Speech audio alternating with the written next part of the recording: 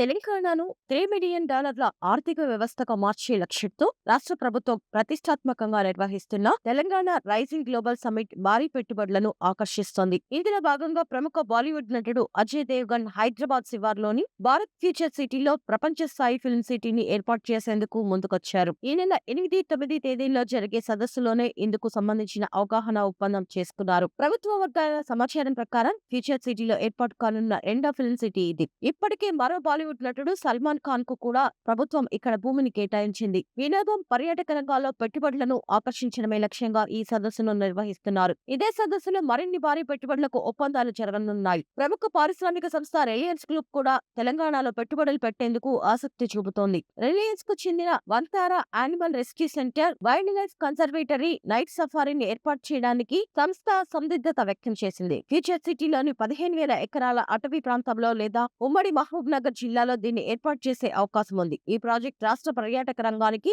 కొత్త ఊపు ఇస్తుందని ప్రభుత్వం భావిస్తోంది. వీటితో పాటు విలాసవంతమైన కేటరింగ్ సేవలను పేరుగాంచిన food link F&B holdings company 3,000 కోట్ల పెట్టుబడితో ఫ్యూచర్ సిటీని 3 స్టార్ హోటళ్లను నిర్మించనుంది. దీనికి సంబంధించిన ఒప్పందం కూడా సదస్సులోనే జరగనుంది. మొత్తం మీద తెలంగాణ రైజింగ్ విజన్ 2047 లో భాగంగా ఈ గ్లోబల్ సమ్మిట్ రాష్ట్రానికి కీలక పెట్టుబడులను తీసుకురానుందని స్పష్టమవుతోంది.